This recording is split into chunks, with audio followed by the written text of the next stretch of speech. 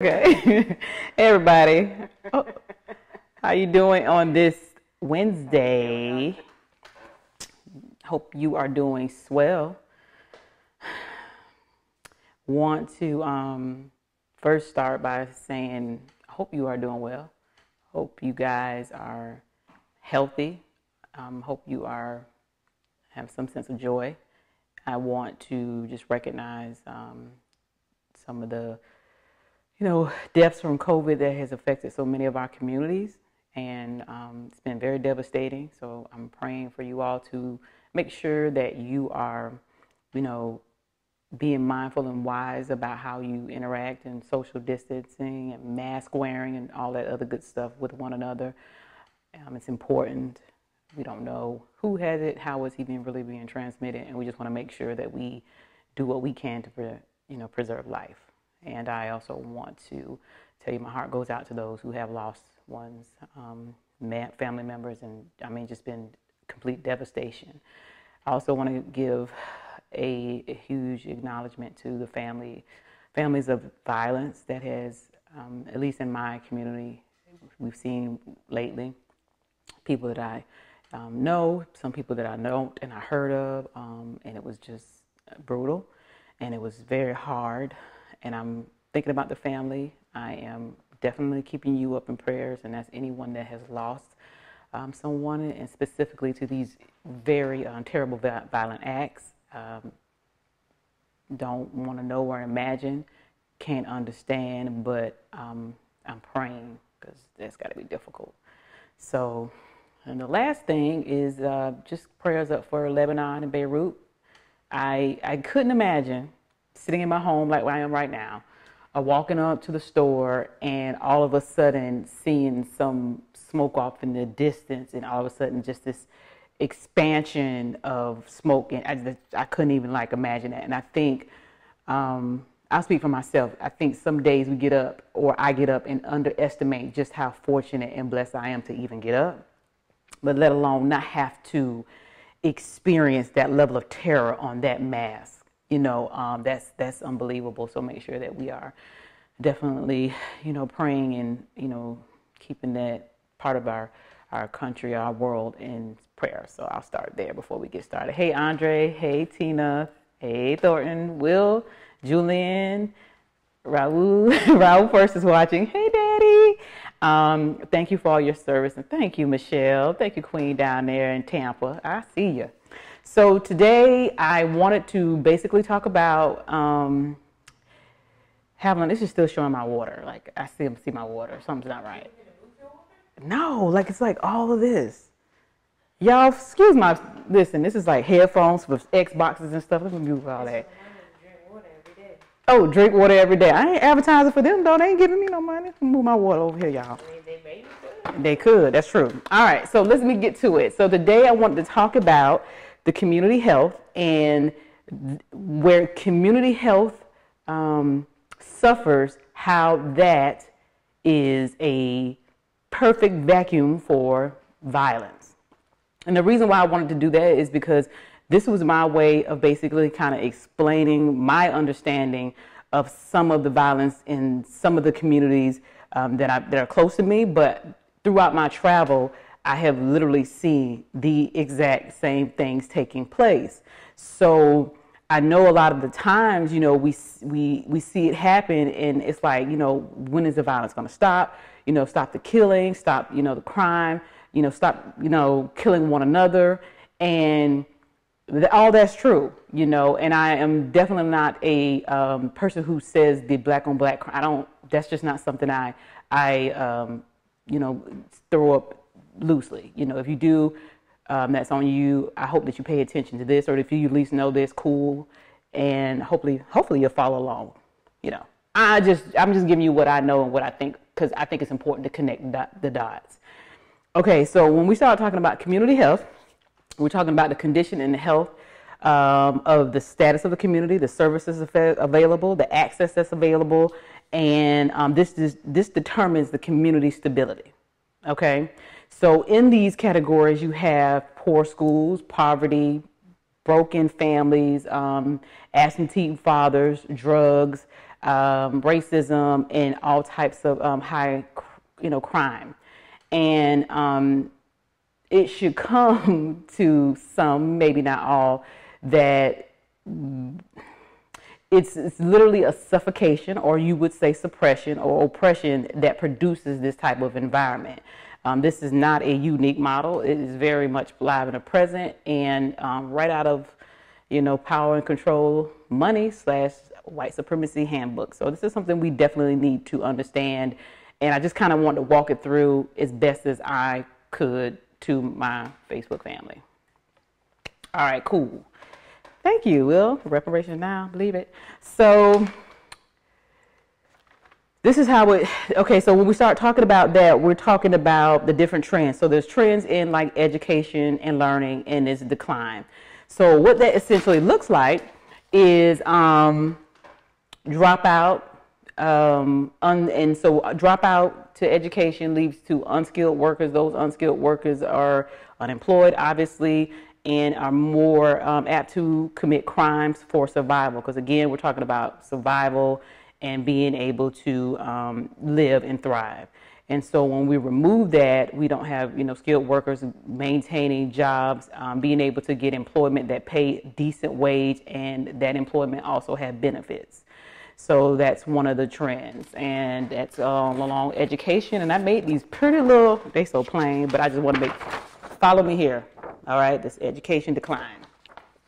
Then we're talking about, like I said, the dropouts in the school. So once the dropouts happen in the activity and the crime and unskilled workers, and that's kind of permeated in the area, schools are failing as well. And there probably are teachers who can probably speak more to this, but there's an incredible amount of policy and different things made by people who aren't closest to the classrooms or in the communities that make it very difficult for educators to be able to maintain an environment where not only is discipline not an issue, but learning is also available. And so as a result, you tested these people using that as the barometer for success, and that lowers the school grades, and then that lowers the funding the school receives, and then at some point the school is closed. And so this is very important, because if this school doesn't get funding, they can't get tutoring, they can't get the necessary tools and support they need for parental involvement in different programs like that, that help the schools and the students and the teachers be successful. So that's in the dropout schools, failed schools are closed. So that's education, the lack of that, dropping out of school, schools are closing, underfunded. So then that leads us to our next trend. Let me see what y'all working with on here. Make sure I ain't missing none of y'all. Then we go to incarceration. So if you have people who are not employed, who are not skilled, and they are most likely committing crimes, then guess what?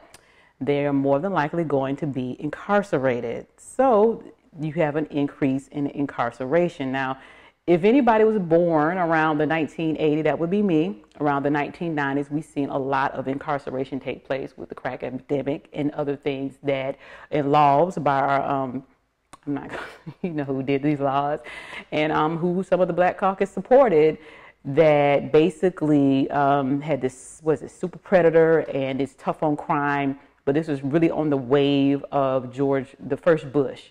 So that's when the Clintons went into office. And so that was this huge push for them to push that, and they did. As a result, there was a high increase in incarceration, really a lot of tough laws. So what you had was people who were committing crimes and not surviving, not thriving, using medication of some sort, alcohol, drugs, abuse to self-medicate and cope. And they were then and committed crimes under the influence, obviously. And then at that point, they were incarcerated at huge amounts, high rates, okay? So that was a lot of, specifically during that time, a lot of men, Black men, were incarcerated at high rates. So what happens then, we'll go to that in a minute. So higher incarceration rates lead to high unemployment upon release. And believe me, this is so high level. This is not expansive, but just to kind of like boop, boop, boop in 30 minutes or less. We 10 minutes in, so here we go. Hey, Brian.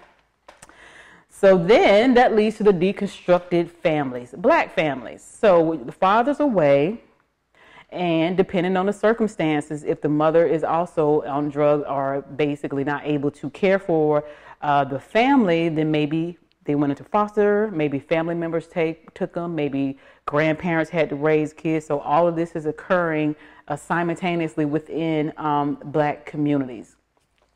So what we now have is a lot of homes that are broken as a result of these specific policies, targeted really at decimating these communities, and at some point we'll get to it, getting to regentrification.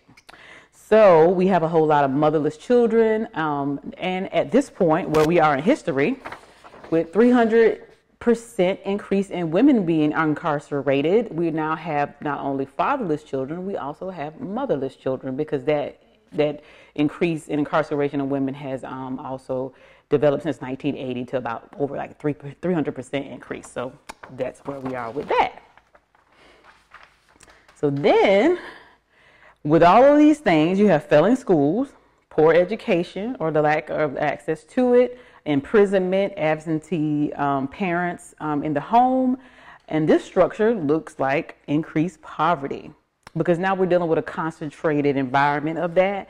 And then what ends up taking place is this is also basically all over, it expands outside of just one area. So if you have a high concentration of that, you start to see it go to whole sides of towns or whole cities. Okay, so if you think about what's going on in different cities where there's a high poverty or high crime rate, there's also a lack of resources. And when we say resources, we're talking about all these things that I mentioned before. We need to have dedicated funding and support from our federal government. Now, here's the thing. I know there's a few people who will be like, we need to do that for ourselves. And we absolutely would love to be able to get to that point. And I get into that later on. But here we are talking about federal funding. Federal funding comes from taxpayers' dollars. So if you're paying into something, state, local, or federal, then you absolutely should be able to expect a percentage of whatever it is that the community needs to be able to maintain it. And that's with no other communities, okay? So we should absolutely have access to that. And the problem is, a lot of the time we don't get the representation from our council members. They have tied money to census, and so census people are not completing their census, and so it looks like there's nothing going on, which that's by design. And then at that point, the money doesn't get pulled into that area, so it's just more, it's heavily neglected, and so that increases, poverty. And when you increase poverty, you absolutely increase violence and crime. So this impacts them socially, us socially, economically, and this distresses our communities. And so what happens is, alternatively, what people do is it produces, behaviors of coping mechanisms and attitudes that are conducive to being able to survive.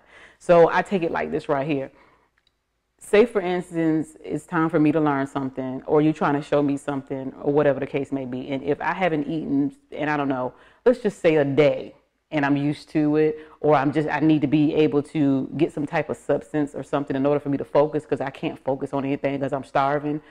I think this is really important, because what I think we have to be very clear about is minimum wage has not gone up much. Being able to pay people what they should be in order to live has not matched inflation over the last decade or so.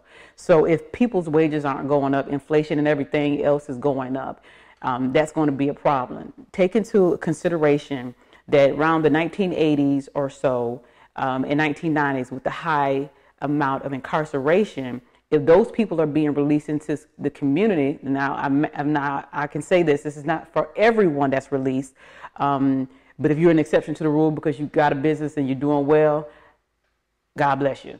Each one, teach one, reach one. Help somebody out. And I know a lot of you guys do, you know who you are. But just stay with me here.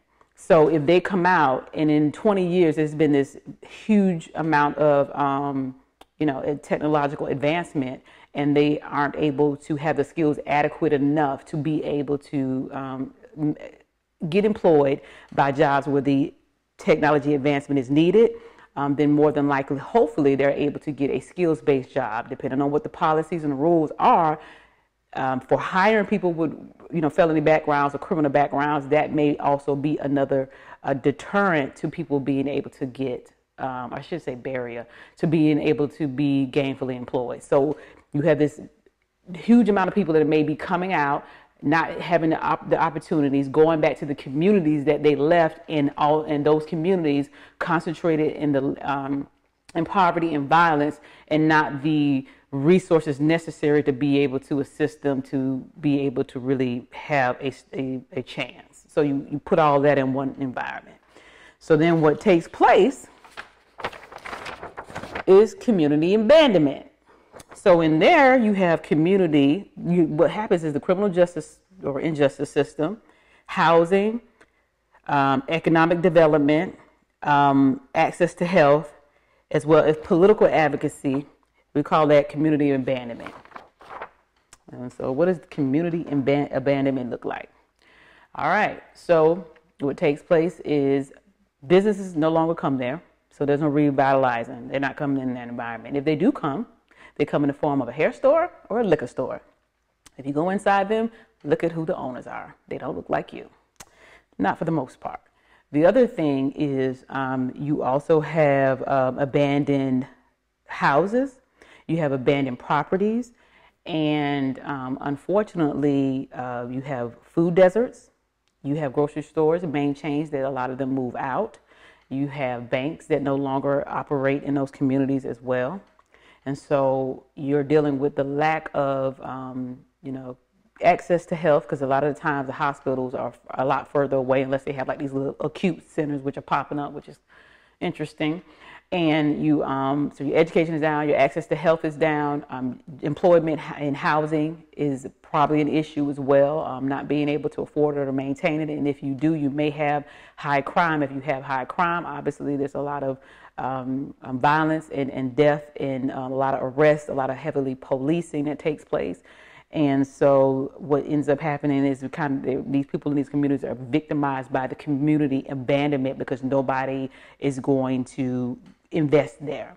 And so what happens is that criminal activity is going to use those environments as a safe haven because they know that it's already abandoned. So I'm gonna set up a little whatever over here, or better yet, just hit the people. And this is just unfortunate. Hit the people that do have a little bit, because I don't have anything, because I know I can't go over to another community and do this. Not one that's affluent or thriving, because I'm more than likely I'm gonna get killed or caught. But if I do it over here, the chances of somebody actually investing any time to actually, do detective work or anything like that, is probably not going to do it. So it makes a safe haven for increased criminal activity. And when that takes place, that's when you have a high amount of crime and violence, and those are the things that take place. Hey, Gloria. And then what happens with the lack of political advocacy is this. This ain't going to be popular, but it's going to be facts. You have people in positions of leadership that look like you. They may or may not have the capacity, the connection, or the relationship to actually get the help and support that they need from their council members or their mayor to help you in, revitalizing your community. Some of them may have fought for some time and then decided, you know what, if I can't beat them, I'm gonna join them. So let me go ahead and get a check. So then what happens is these people are pretty much moved out of your community. These leaders, these political advocacies, they don't even stay in your communities, and they really don't have an investment in them. And so they end up towing the message, well, we need more police, instead of advocating for the other things that I mentioned that we definitely need. Or better, or even worse, sitting along in a position 8, 10, 12 years and not raising a concern, not fighting, not educating the community or whatnot about what can be done, not taking programs that are in those communities, because there are people in these communities that are already doing the work. They're already doing the work. They have nonprofits, they have groups, they have all kinds of things. Not taking those people and saying, let me help you design a program so that we can put it in the front of the person who's over this particular grant or funding, and make sure that you get the money you need to further teach these young people, help so-and-so get a job, have rehabilitation housing, have a house for people who are a reentry, or any of those things. That is where we lose our political advocacy. Still paying them. You know what I mean? Your tax dollars or whatever it comes out of the tax that you purchase in that environment, if you're working or whatnot, or even just whatever you're buying, is still helping fund, the budget. So you absolutely have a say so. Trust me, it's more of you than it is of them, and they do work for you. So I say all that in that particular piece with, make sure you know who you're voting for and what they believe in. This is not a popularity contest. People are here dying. And I can tell you that if there's anybody that you don't see until election time, what do you got to lose at this point if it's already this bad? Just try somebody else. In 2 years, you'll get to think about it again. I'm not sure, maybe 2 or 4 years, depending on what position it is. But I really think that we need to consider that in terms of people. They're not to be the saving grace, by all no means. But if they're going to truly come and get put on community engagement, listen to what you have to say, have an idea of what it is you need, and if they don't, are willing to sit with you to help you determine what in fact is missing from your communities, that's a big win. And as well as making sure that people that they work with, because a lot of the time is spent in other places and tons of meetings about a whole bunch of stuff, then they have advisors and people that are close to them that are able to carry out that work. You should not just see these people when it's time to run. It shouldn't be that way. You should not just be hearing from them then. And if you reach out to them, they should absolutely be responding to you, if not sending a proxy to be able to do so. So that's, my piece on that. But all of these things, take place with the community abandonment, and this continues to be a cycle of negativity in the news. This is where the media comes in. So the media will tell you about all these things that take place, the deaths, the crimes, and everything else. I mean, to the media, that's what they're supposed to do. And an occasional time they may get the weather right or wrong, depending on how long they've been there. They will highlight all of these things and not tell you about the programs in place that are actually working to combat that. Sometimes they do share it with you, but they definitely share more of the salacious stuff than they do the other ones. I mean, it's ratings. I'm not in that, ask somebody who works there. But all I'm saying is that all it does is say on the north side, on the east side, on the northwest side, on the south side of Chicago, you keep hearing that. So you get this whole community group of people that you have nothing but negativity about, but you don't spend the time to highlight the things that people are doing to bring some resolve and help to those people that are suffering in those communities, who are trying to survive and need resources. So this leads to my little last trend. So these policies not consistent in support or ongoing funding, with all the things that I mentioned above, what happens is correcting asset deficiencies of families won't achieve self-sufficiency or revitalization. So what exactly do I mean? If all of those things that I mentioned before, education, access, social and economic access to, being able to get jobs, employment, education, being able to have housing, public, get health care, being able to have jobs, training. If that doesn't take place, then what happens is there's no way to create a new social norm. So what I'm basically saying, we appreciate your community activities, all right? Your community activities. And what I mean by that is your jump houses and giving out, hot dogs and hamburgers, a few turkeys during, November. I mean, I'm not saying stop doing it, but what I am saying is we need more social and behavioral norms and further, helping somebody who actually decides, I need a skill. If I don't want to go to school, what are my options? If I know how to hustle real good, but I need to be able to understand the business side, let me teach you that. And then what we need to do is allow people who are prior, people who had prior issues in the past or backgrounds or had been in the criminal justice system or did some, prison time or whatnot, and who are now doing well, they should absolutely be involved if they want to with being able to assist with these programs and help. They have an understanding that I believe when organizations come in and we don't necessarily have that, and we start getting our boards and everybody else on there, we just lose that relatability. And then what happens is you have this disconnect in funding in a program, and it just doesn't, work. So I think that's, huge. And also understanding by doing that, by teaching and by changing and creating new norms, then we get people to have an idea of understanding how to acquire wealth. So literacy, financial literacy, being able to understand and buy what it is about loans and buying a home, and then buy a home. You buy a home in the area, you're able to get your home, then you're more apt to want to be able to spend in that environment. If you're able to get small business loans, you may be able to establish your business in that environment. And also being able to establish some type of system for which kids can come in, the youth, and be able to, if they don't necessarily want to participate in an institution of higher learning, but be able to do something else, and make it focused. And we should be able to do that. And that is at that point with people in the environment who's able to understand wealth and literacy, financial literacy, obtain housing, acquire wealth, have savings accounts, be able to have low interest loans. Then people are more able to have extra disposable income, and then be able to pool our money and then uplift our own, circulating our dollars within our own community. And that is going to be one of the best ways to reduce poverty and also have a high impact on reducing violent crimes or crimes in general. And I'm not saying it's going to eliminate. I just think we're going to have crime until we all just go back to the dust. I mean, it is what it is.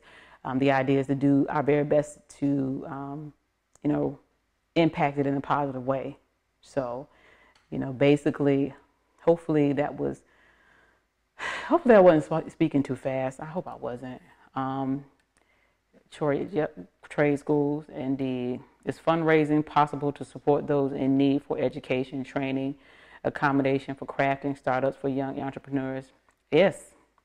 If you are in whatever local area and you have a organization or a nonprofit or something that's doing those things, I have seen a few of them on Facebook.